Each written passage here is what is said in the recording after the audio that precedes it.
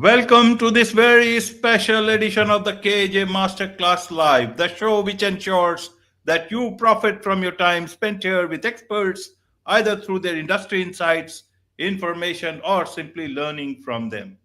And today we have David Richards. He's a former Marine, author, and he calls himself Seeker of Truth, and he is dedicated to exploring faith, love, and personal transformation. Welcome to the show, David.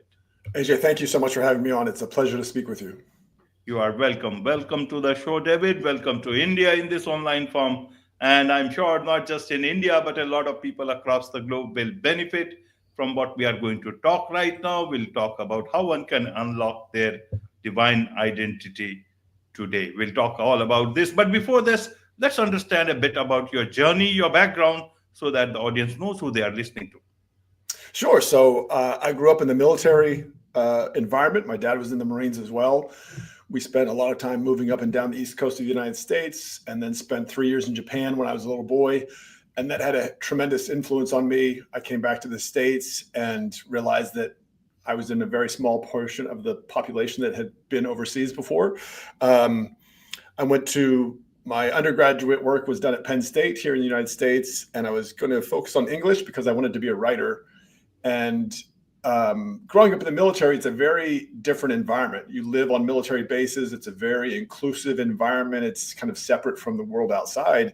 So I didn't know what the real world was like. So I decided to become a Marine officer like my dad. I was in Somalia in combat there.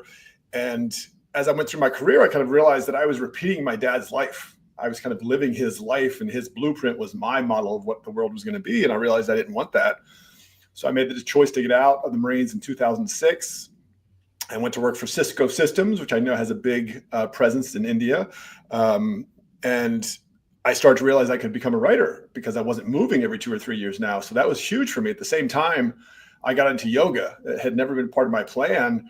But yoga was such a huge path for me, not only in kind of transitioning out of the military and dealing with what I had experienced in the military, but also just undertaking the journey. And I remember going into my first few yoga classes and hearing the instructor say, "You're not your mind, you're not your body, you are the awareness beneath those." And that is such a profound truth. And yet it's not something that in a Judeo-Christian environment like the United States, you typically hear a lot of. So I was kind of working those two things as I made it through my Cisco career, and finally published my first book in 2017. Published my second one right at the beginning of the pandemic, and then just went under this huge spiritual awakening during the pandemic that led me to really evaluate my faith and how to bring my faith to life within me. Absolutely, absolutely. So, David, you talk about, unlocking our divine identity. Now, Yes. when we talk of divine identity, a person will say, David, I've been sent by God, but divine, onto this earth to enjoy the fruits. See, it is such a beautiful earth. Why not let me enjoy? Because God sent me to enjoy. And you are, because I am already a part of the divine. Why do you want me to unnecessarily find my divine identity and forget about enjoying the work, enjoying the world, all the fruits that are there? Why God sent me only for this, and you are disturbing my mind. What will you tell that person? Well, I will apologize for disturbing your mind. I have read a lot and done a lot of research in the Bible story, and the Bible story ends with heaven and earth coming together. And in fact, the Star of David, the Jewish symbol for the Jewish state, is a union not only of heaven and earth, but it's also a pagan symbol originally for male, female, earth, air, fire, and water. And the idea that we enjoy fruits here and then there's some other life that we get to afterwards doesn't really make sense to me anymore in terms of understanding how beautiful life can be if we're willing to undertake the journey. And I believe every one of us is on our own hero's journey. Here in the United States, Hollywood uses the hero's journey motif as a way to tell stories. And whether it's Spider-Man or Superman or the Hunger Games or Harry Potter, the hero's journey plays out again and again. Well, if we're all on our hero's journey, then what's the greatest version of yourself you can be? And for me, that was coming into my faith and realizing that not just the practice of faith and the artistry behind that, but the science of how do you change your neurology? How do you affect your nervous system and create empowering beliefs within you through the repetition of incantations, through energizing your body so that you can become a living vessel for the divine. And that's really what my journey has been these last few years. So I would encourage people to realize that it's not about living and enjoying here and then thinking it's going to get better after I die. It's what can you consciously awaken inside you to realize that beautiful life now. Absolutely. And so, what is that? What is this divine identity of mine? How do I awaken my, or unlock my divine identity? If you can help us understand from a very common person's perspective.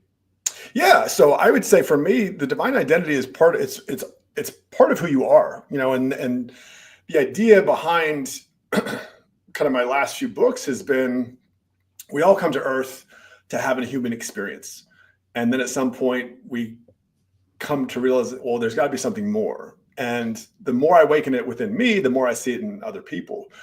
For me, the divine identity is this realization of your whole life is kind of a message to you. And your divine identity is sprinkled throughout your life from your childhood into your teenage years to young adulthood into adulthood. It's all part of you. And the reality is we're all part of human history. We all have a place and a belonging. And if there's a divine truth in me, then there must be a divine truth in you. And the greatest journey we get to undertake is discovering what that divine truth is, that divine identity is, and then bringing it back to life within us. Okay. So how do I get onto that journey of finding myself, the divine truth, divine identity, divine? How do I do that? Yeah, I'll share my own personal experience because it probably is the best example. So I published my first book in 2017, and this was 11 years after I've been trying to write horror stories because I grew up, I liked Frankenstein. I liked a lot of Stephen King books, his scary stories. Just the fact that you could create that kind of emotion just by reading a book was really powerful. And so I spent 11 years trying to publish a horror story. And I'd write like 120 pages at a time, and then I just couldn't finish it. And this went on for 11 years. And finally, I read Napoleon Hill's Think and Grow Rich in 2016, right at the end of the year. And in that book, he says, what is the purpose of your life? And it was like a lightning bolt struck me. I was like, oh my gosh, my life has purpose? What? And so I said, I'm going to write a book about helping people find their purpose in life. And I wrote my first book in 2017, Whiskey and Yoga, went on to become a #1 international bestseller. And it kind of got me, even though the book was successful, someone said, well, how are you going to help people? Like, what are you going to do? And I was kind of like, I didn't have a good answer. So I went away from writing for a while, and then I came up with another idea for a book. And along the journey, I was realizing that to really be a seeker of truth, you have to be truthful with yourself. And I hadn't lived a great life up to that point in terms of relationships and being honest with people, being honest with myself. And so I started to become honest with myself. And I said, seek and you will find. Well, I started looking, and that's kind of the journey you have to take. You have to start looking. If you really believe there is some greater power that governs the entire universe, it's got to be inside you. I mean, that's the whole basis of quantum physics. That's one of the great takeaways I had from yoga is stop looking at the physical material world and start realizing it's all energy, vibration, and frequency. It's all connected. And if it's all connected, then there's a unity that underlies our civilization and our species. And as I wrote my second book, I was coming out of a relationship, and it was painful because I'd been a relationship, an intimate relationship was something that was so important to me. And as painful as it was also liberating because I realized I had been truthful in that relationship, and that was part of what led to its end. And yet having that conviction and truth within me, as the pandemic began, I really started to get honest about it. What do I really believe? Like, what do I really believe is the basis for our existence? Is it just a fluke? We just showed up here and we're on this planet spinning through chaos, or is there some greater divine order? And as I went on that path, it was when you start looking, you'll start finding answers. But you have to do that journey. No one can do it for you. You can't rely on a politician. You can't rely on a leader, a religious leader. You kind of have to go on that journey yourself. People can help you and point you in the right direction. But ultimately, the greatest, most exciting part of it is if you want to find the truth, you have to find it in your own life. You have to start to see it in your life, and then you'll see it in everyone's. Yeah, that brings me to the question of truth itself. You are a seeker of truth. Yes. How do I know what is truth in my life, especially, it's all this time of, artificial intelligence, all these things. Whatever you know of the past, that is also you are not sure whether that is true. Even about the present, you have got so much of fake things around, and now Sure. even into the future, you just don't know what is true or not, because artificial intelligence is taking, sometimes it can be very, very difficult. It's like almost like, that the whole world, it almost like a matrix, when if you call it, when you Yeah. are looking at things in a certain way, from a phone to looking at things, from images to experiences to relationships to everything. How do Sure. I then, where, how do I know what truth is? How do I define my truth? Where do I go to search for my truth? It's such a great question. And we live in this age today where obviously I'm guessing that you and I might be a little closer to age than some other people. So, growing up, we didn't have access to all this information. Like if I wanted to find out information I can get now in seconds, it could take days or even weeks to find out when I was growing up. And so this ability to learn faster and get answers more quickly is great. It doesn't mean there's an easy hack to life to uncovering your truth. And part of that realization is you can't be dominated by the outside world. And it really is kind of, you mentioned The Matrix. I'm assuming you mentioned Keanu Reeves' movie The Matrix, where he lives in this ordinary world, and his story, that movie really is the prototypical hero's journey story. But he lives in the ordinary world. Suddenly he gets a phone call from Morpheus, and he goes on this extreme journey, and he realizes the world as he sees it isn't what it seems, and he has to go on this personal journey to become more. The same is true for each of us. To really understand and seek the truth, you have to kind of go internal. You have to master the internal world. I'm listening to Dr. Jordan Peterson's latest book, We Who Wrestle with God.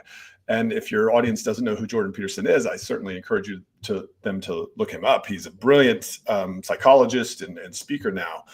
And in the book, he talks about, through pulling out from the Bible story, but also just through what psychologists kind of discovered, was God is not outside you. God is inside. God is the inner voice of conscience. And depending on what your outcome, what your goal is, what you're aiming at, you will be answered by the spirits of what your aim is. So if I, for example, have a malicious aim, let's say I want to, ruin your career, then I will be, as I plot and scheme how to do that, I will be answered by the quote unquote demons that allowed me to do that. Conversely, if I say, well, what is the highest good I can imagine? And if it's Jesus, if it's Buddha, whatever you believe that is, but what is the highest good that I can imagine?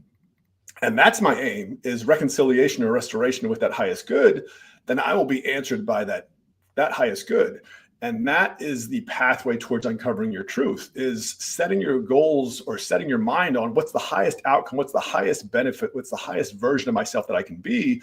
Because whatever is greatest and good in one of us must, by definition, be greatest and good in all of us. I mean, it's kind of the evolution of the species, this idea of divine advancement or divine evolution. So seeking the truth is discerning what the outside world, what you allow in. You have to stand guard at the doorway of your mind and realize it's the internal fortification, the internal resurrection of that being inside you that really helps you come up with your truth. Absolutely, absolutely. Let's look at it a bit more deeply about truths and how our own world of truths collide.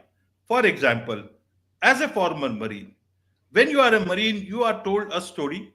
You Yep. do, that time it becomes your truth.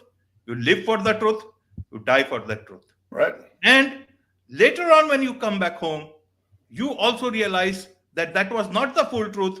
That other part of the truth is also about the politics. And that Yes. perhaps you were fighting for a truth which was perhaps not fully your truth, but their own truth.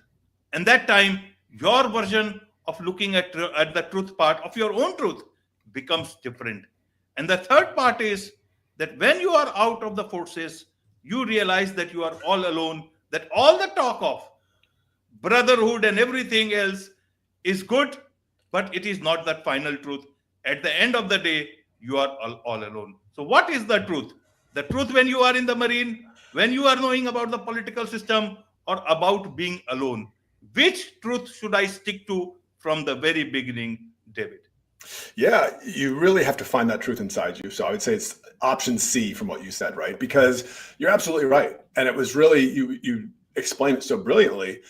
In the military, especially in the Marines, and I think any extreme force, whether it's the Rangers or what have you, there is a culture that you create and you manifest. And it's because there is such a reliance on one another when it comes down to life and death. You can't have any hesitation or question. It doesn't matter what the other person believes, what their cultural, ethnic background is. They're your brother or sister in arms. And so there is a very defined, distinct culture. And then as I go through my military career, I was fortunate enough to go to 2 master's programs. And one of those is a really in-depth study of the history and evolution of warfare. And part and parcel to that is the realization that war is an extension of politics. Doesn't matter whether it's World War II, whether it's the Korean War, whether it's the war in Ukraine. It's all an extension of politics. And when you realize that, you start to realize, well, wait a minute. If I'm in the military, then I am an instrument of the political apparatus, and that is in of itself a truth. Then when I got out in 2006, here in the United States, our military is like 3% of the population, if even that. I think it's probably even less now, but it's a minuscule portion. And then you start to see the world is so much bigger in some sense than the military creates it to be, because the military, you're really creating a world of hotspots. Where's the next hotspot? Is it China? Is it Russia? Is it Iraq? Whatever. And you get out and you realize most people aren't concerned with that at all. Most people are looking to make their, define their life through their job. And that's the truth for them, right? If I'm a director at Cisco, there's a truth that I create. Well, you have to kind of pull yourself out of the conformed, constrained box of what your job is, what your role is, because you're more than that. And it is a personal journey, because you have to kind of step back and say, well, what do I believe is true about our species? Not just about the United States, not just about India, but is there a common underlying theme to our species? And neurologically speaking, there is. We all build neural pathways the same. If I want to play basketball like Michael Jordan or LeBron James, if I practice 1,000 shots a day, eventually I'm going to get really good at basketball because I've built a muscle memory through the neural connections. I could do that with my faith. I could do that with what I believe is true about everyone. And it's just that level of intensity, but it is an internal introspective journey. So you bring up a really beautiful point that we have to be mindful of the groups we associate with, because they're going to create and form their own truth. There's a great book that came out in 1999 called The Sovereign Individual. And it was the idea that as we've moved through the stages of evolution in our species, from being hunter-gatherers to agriculturalists to industrialists, now into the information age, with the rise of AI, with people like, I saw Taylor Swift with my daughter a couple months back in Canada, and Taylor Swift has 220 million followers on Instagram. Dwayne Johnson, The Rock, the big movie star, has 1 billion followers on Instagram. That is individual sovereignty. That is someone who is basically creating their own economy and their own culture based on the strength of their brand. My contention is we all have that ability. We all have unique gifts. So it really does come down to fortifying yourself and being mindful of the groups you associate with. Absolutely. And that brings me to your coaching work. What is it that people come to you for, David? And how do you help them? Because everyone is coming from wanting to know their truth, and you have to tell them their truth about them through your understanding of their truth. It's not an easy job. It's not. Well, and it's not me telling them, it's me helping them discover it for themselves. Because that's ultimately what it really comes down to is I can't tell you your truth. You have to discover it for yourself. I can ask you questions that lead you to it. And that's really what people come to me for. My niche as a coach is executive presence. I look to help people establish executive presence so that they can command a room they walk into and inspire the world. And it's really about, how do you communicate? How do you connect? How do you inspire people? And how do you do that authentically, not just with the words you say, because we know verbal communication is only a small fraction of our overall communication ability. It's my body language. It's my tone. If those things are congruent, if there's an integrity to how I'm saying what I'm saying, people are going to pick up on that. If there's an incongruency and I'm holding back something, people are going to subconsciously pick up on that as well. So I help people establish executive presence so they can get promoted, so they can have more influence and more alignment within their teams. Right. You also bring faith into this aspect of leadership. How do you do that? What is it that you try to tell them? What is it that you want to convey through this bringing of faith in leadership? Sure. To me, faith in the context of business is the idea that there is the highest good within your company. Whatever your company is, if it's Bank of America, if it's, Amazon, there is an altruism. And that altruism is the idea that you are trying to provide a product or service that helps people in their life to some degree, in some capacity.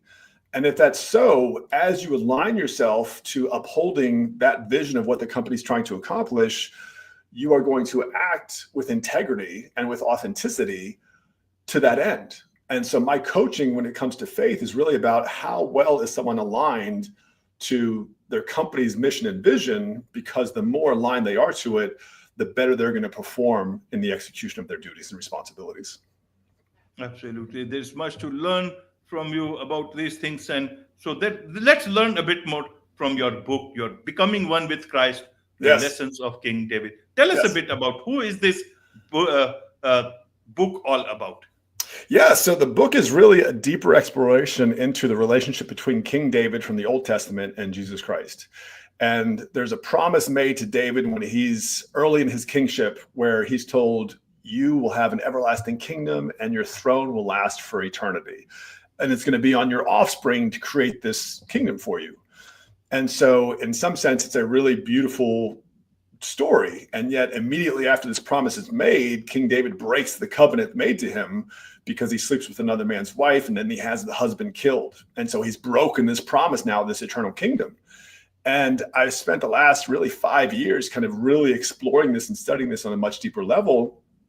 And part of it is, if Jesus is responsible for the everlasting kingdom in the biblical corpus, and King David has broken this covenant that aligns Jesus and David, then there's got to be a penalty that he pays. At the same time, there's got to be a pathway for salvation for him. And as I kind of went through, this book is really about understanding what that means, because even when he realizes this promise is made to him, King David is so grateful. He's like, I can't believe this promise is being made to a human. And in reading the Bible, you realize Jesus gets most of the coverage in the Bible, but the second person who gets the second amount of coverage is King David.